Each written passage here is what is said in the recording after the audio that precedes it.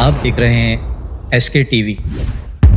दोस्तों, एक ऐसा इंकशाफ जिसने मिडिल ईस्ट की सियासत को हिलाकर रख दिया है और अमेरिका को पीछे हटने पर मजबूर कर दिया है। सऊदी अरब, जो अमेरिका का सबसे करीबी इत्तेहादी समझा जाता है, आज खामोशी से ईरान के साथ खड़ा हो गया है। बैकडोर डिप्लोमेसी में सऊदी अरब ने ईरान को अमेरिका और इसराइल के हमले से बचाने में कलीदी किरदार अदा किया। क्या सुन्नी दुनिया का लीडर अब शिया ईरान के साथ मिलकर इस्लामी उम्मा को मुत्तहद कर रहा है?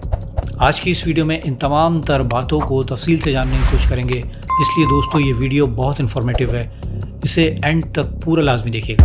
दोस्तों, सबसे पहले तो ये समझें कि सऊदी अरब के वली अहद शहजादा मोहम्मद बिन सलमान सिर्फ सऊदी अरब के वली अहद नहीं, बल्कि खादिमुल हरमैन शरीफैन भी हैं, यानी मक्का मुकर्रमा और मदीना मुनव्वरा, काबा और मस्जिद नबवी सल्लल्लाहु ताला अलैहि वसल्लम के निगहबान। इस हैसियत से उनकी जिम्मेदारी तमाम मुस्लिम ममालिक के मामलात में बहुत बड़ी हो जाती है। अब ईरान और अमेरिका के मौजूदा तनाव की बात करें तो सऊदी अरब ने इसे काफ़ी हद तक कम करने में अहम किरदार अदा किया है। और दोस्तों, मैं आपको बता दूं कि ये अभी की बात नहीं है, इसकी जड़ें तकरीबन 10 साल पुरानी हैं। इससे पहले सऊदी अरब और ईरान के ताल्लुकात में बहुत कशीदगी थी, एक दूसरे पर अदम एतमाद था। लेकिन जब 2015 में यमन के अंसारुल्लाह यानी हूसियों ने सऊदी अरब पर हमले शुरू किए तो तेल की रिफाइनरीज को उन्होंने निशाना बनाया। इसके बाद ईरान ने सऊदी और हूसियों के दरमियान एक मुआहदा करवाया जो आज भी बरकरार है।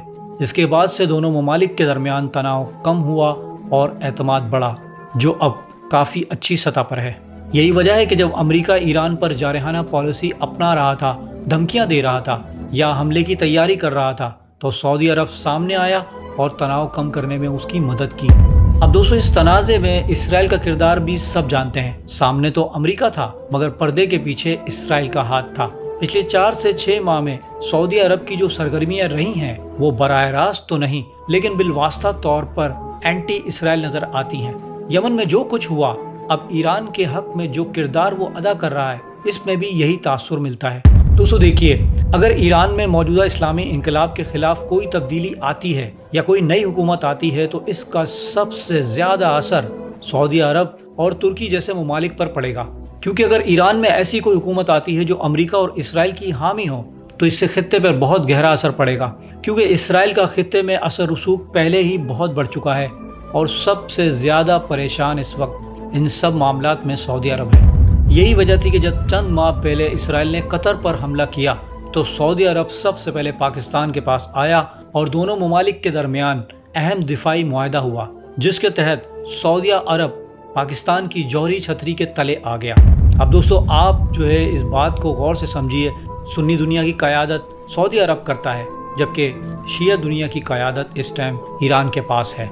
दोनों ने ये समझा कि अगर मुस्लिम उम्मा और अगर हम इस्लामी दुनिया के लिए एक साथ ना चले तो इसराइल फैल जाएगा, और इसराइल का तो ये खुला मकसद है कि वो ग्रेटर इसराइल बना ले और वो तमाम मुस्लिम ममालिक पर अपना कब्जा कर ले। इसलिए सऊदी अरब नहीं चाहता कि ईरान में कोई तब्दीली आए।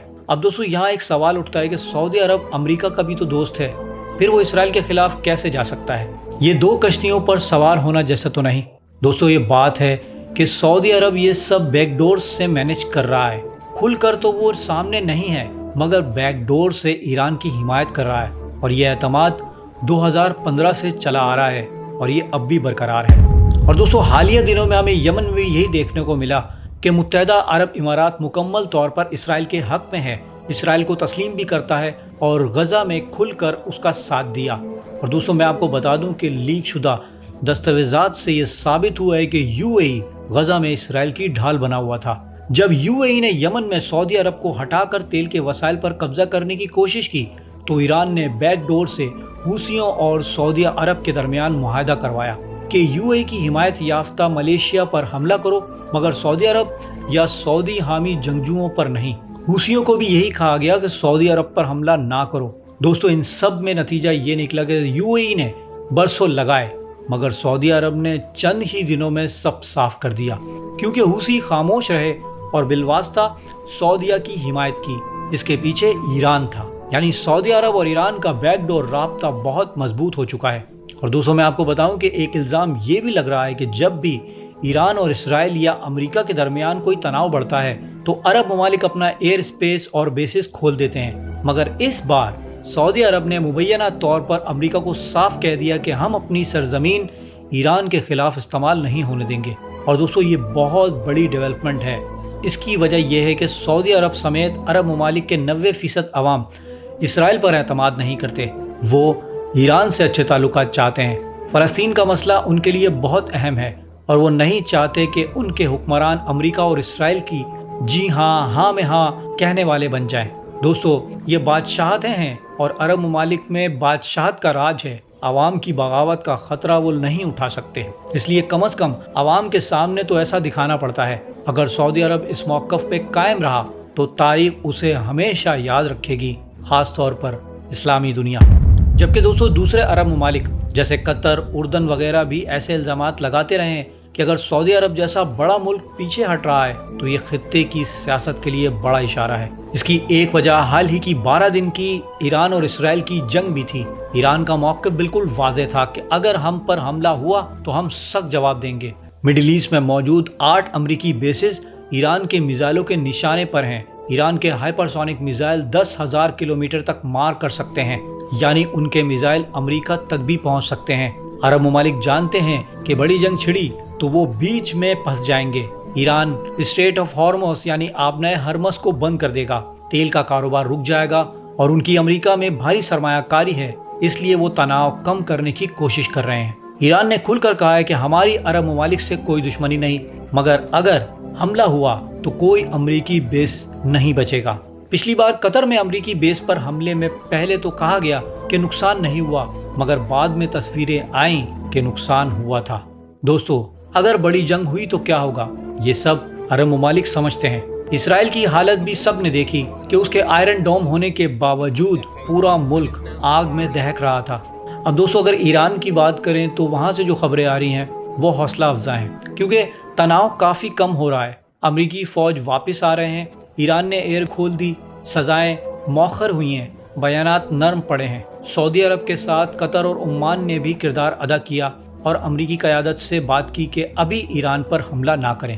جبکہ دوستو ان سب کے درمیان ایک اور اہم بات کہ صومالیہ لینڈ اسرائیل وہاں بیس بنانا چاہتا ہے تاکہ یمن اور بالواسطہ ایران پر وہ کنٹرول رکھ سکے۔ یو اے ای اس کی بھرپور حمایت کر رہا ہے، مگر سعودی عرب نے کہا ہے کہ ہم صومالیہ لینڈ کو تسلیم نہیں کرتے، اگر وہاں بیس بنا تو ہم اسے تباہ کر دیں گے۔ حوثی بھی یہی کہہ رہے ہیں۔ جب سعودیہ اور حوثی ایک ہی زبان بول رہے ہیں تو دوستو سمجھ لیں کہ سعودیہ اور ایران بیک ڈور سے ایک ہو چکے ہیں۔ اور دوستو یہ خطے کی سالمیت اور اس کی خود مختاری کے لیے بہت اچھا قدم ہے۔ دوستو یہ سب کچھ مستقبل کے لیے ایک اچھا اشارہ ہے۔ اگرچہ یہ سوچنا کہ امریکہ یا اسرائیل مستقل پیچھے ہٹ گئے ہیں تو شاید یہ سوچنا بے وقوفی ہوگی، مگر فی الحال تناؤ کم ہے اور مسلم ممالک کی یکجہتی کی علامت ہے۔ مڈل ایسٹ کے معاملے میں دوستو آپ کا کیا خیال ہے؟ کیا سعودی عرب کا یہ کردار واقعی اسلامی دنیا کے لیے فائدہ مند ہے؟ کیا مسلم دنیا متحد ہو رہی ہے؟ کیا یہ بیک ڈور رابطے مستقل رہے گا؟